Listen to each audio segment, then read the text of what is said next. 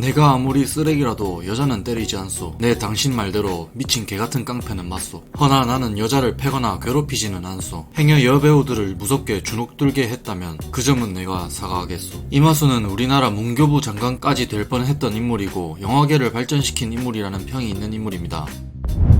안녕하세요, 이야기창고입니다. 오늘은 김두한, 이정재, 시라소니 이야기를 이어 이정재의 오른팔이자 영화계의 대통령이라 불리는 이마수에 대한 이야기를 해볼까 합니다. 어떤 식으로 권력의 앞잡이로 생활했는지, 그리고 실제 그가 싸움을 했던 일화, 여자는 때리지 않는 이마수, 죽기 전까지 이야기를 전반적으로 이야기해보도록 하겠습니다.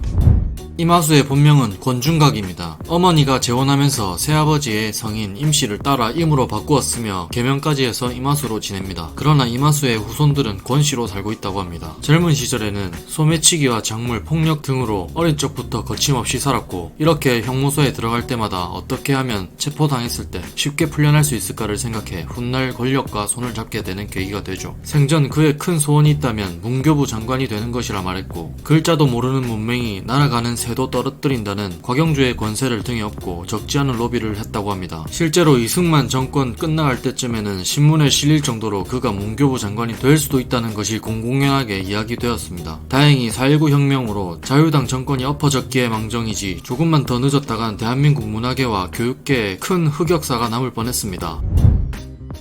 현재 서울특별시 종로 5가 한일빌딩에 위치한 KB국민은행의 자리가 이마수가 운영하던 평화극장이 있던 곳입니다. 이마수는 영화관의 주인이 되고 싶었고, 글자 한자 모르는 채 영화관 주인이 되기 위해 수단과 방법을 가리지 않았습니다. 그는 평화극장에서 영화관 표팔이 아르바이트부터 시작하여 돈을 벌었고, 그리하여 벌은 돈과 이정재의 지원으로 영화관을 인수할 수 있게 되었습니다. 이정재와 손을 잡으며 실제 이승만이 대통령을 할 당시에는 이승만을 영웅으로 만드는 영화를 만들었고, 이승만 정권이 끝나자마자 백범 김구 선생이라는 영화를 만들어 백범 김구를 찬양하고 바로 이승만을 안 좋은 이미지로 바꿔버립니다.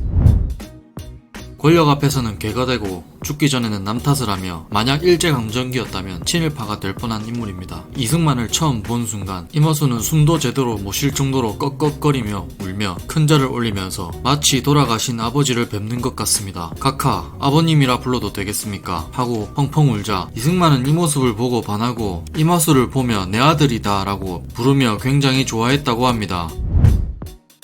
이마수는 상대방과 싸울 때 턱을 잘 노린다고 하여 턱의 일본말인 아고라고 불렀습니다. 턱을 때리거나 주유급소를 가격해서 현재 격투기에서 판정 없이 끝내는 가장 중요한 기술이라고 하고, 일반 싸움에서 작은 체구에서 뿜어내는 스피드는 상당했다고 합니다. 실제 한 행사장에서 형사가 도청을 하다가 이마수에게 발각되고, 큰 덩치를 가진 형사는 이마수의 원투를 맞고 그대로 기절했다고 합니다. 사진만 보더라도 이마수는 큰 키도 아니며 힘이 세 보이지는 않으나 주먹에 힘을 실는 방법을 정확하게 알고 있었던 것 같습니다.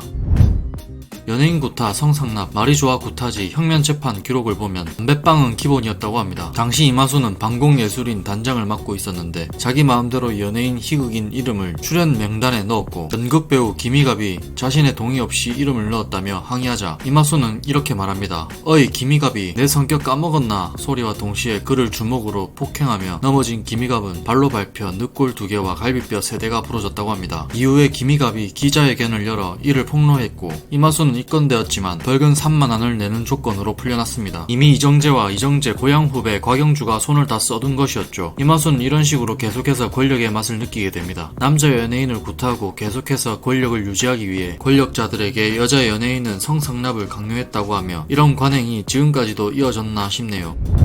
여자는 안 때린다. 당대 최고의 미녀로 알려진 배우 김지미입니다. 성형 기술이 없던 시절이기 때문에 완전한 자연미인이라 볼 수 있습니다. 김지미를 처음 본 영화 감독은 어떻게 저렇게 예쁠 수가 있는지 모르겠다 할 정도로 김지미의 미모는 뛰어났다고 합니다. 이마수와 김지미의 일화는, 배우 김지미는 여자 배우들과 담소를 나누던 중 이마수 이야기가 나오니 이마수를 그 개같은 새끼라며 이야기를 했는데, 지나가던 이마수가 듣고 한번 쳐다보고 지나갔는데 김지미는 이제 나는 죽었다며 김지미가 겁먹고 있을 때 이마수는 비서를 시켜 편지를 전달합니다. 그 편지 내용은 이렇습니다. 내 당신 말대로 미친 개같은 깡패는 맞소. 허나 여자를 때리거나 괴롭히지는 않소. 행여 여배우들을 무섭게 주눅들게 했다면 그 점 내가 사과하겠소. 이 편지를 보면 알 수 있다시피 여자는 때리지 않는 마초 같은 이미지도 있었네요. 이후에 김지미는 이마수가 사형당하기 전에 면회도 다녀왔다고 합니다.